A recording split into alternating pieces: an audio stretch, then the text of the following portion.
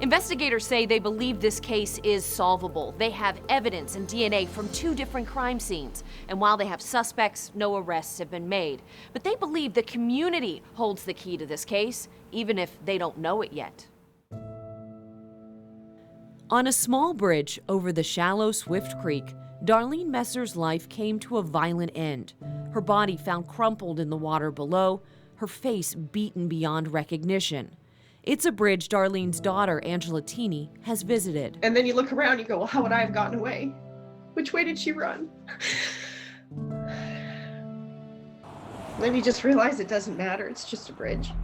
The year was 1989. Darlene had moved from Canada to the First Coast area and married Charles Messer, a prison inmate at that time on death row in Rayford for murder, though detectives don't believe he had anything to do with her murder.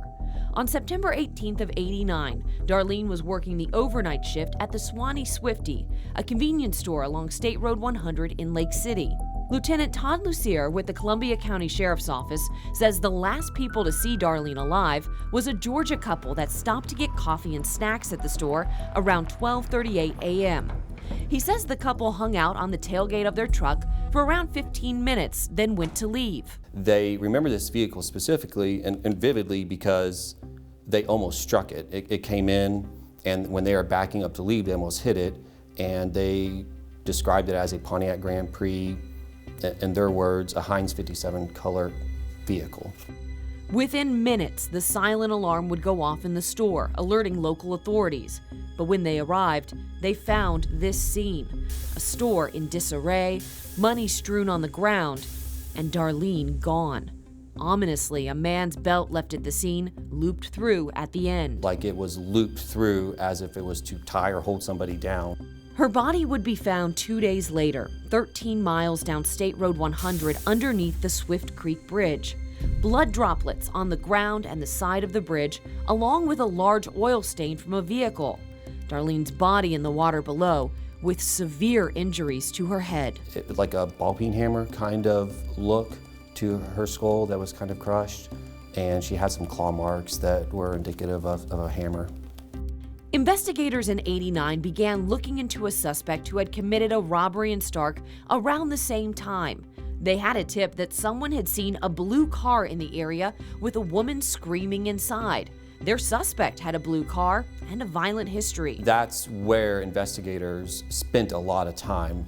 But as technology progressed, technicians at the Florida Department of Law Enforcement were able to take the blood found at the bridge and isolate 2 DNA samples, Darlene's and the DNA of someone else. The belt at the Suwannee Swifty also had DNA, but neither sample matched the suspect in the blue car. But there are others. I'm just calling them Roger and Robert. They were arrested 10 days prior at the Suwannee Swifty in that vehicle, in a Heinz color 1977 Pontiac Grand Prix. A strikingly similar description to the car the Georgia couple described. In an arrest report for the incident 10 days prior to the robbery, Lieutenant Lucier says the sergeant that wrote the report said that the 2 were likely going to rob the Suwannee Swifty that night. The report also notes that when a deputy went to speak to them, one of the men was under a car fixing what appeared to be a leak. The vehicle that came and abducted her and took off had some type of major oil leak. There was also a major oil leak on the bridge right where she was dumped too. So yeah, it throws up a lot of red flags. But a crucial piece of evidence doesn't match. Lieutenant Lucier took DNA samples from Roger and Robert, and neither matched the DNA found in the blood or on the belt. You know, is it possible that there's a third person with them and he was the one that, you know, that's why I need the public's help. Who were these other 2 running with? He says before Darlene worked at the Suwannee Swifty, she, Roger, and Robert all worked at a restaurant in Middleburg called the Oyster Shack. And he wants to speak with people who may have known or worked with the 3 of them during that time. For Angela Teeny, it gives her hope that Lieutenant Lucier is still working her mother's case. She says her mother was a free spirit and a good person, and she wants this case closed so people can remember Darlene as a person, not just a murder victim. Because it's easy to forget all that when this trauma is in the forefront.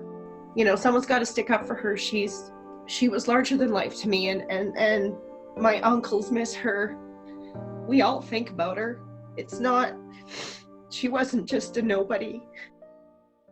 If you know anything about the murder of Darlene Messer, please contact the Columbia County Sheriff's Office. Katie Jeffries, First Coast News, on your side.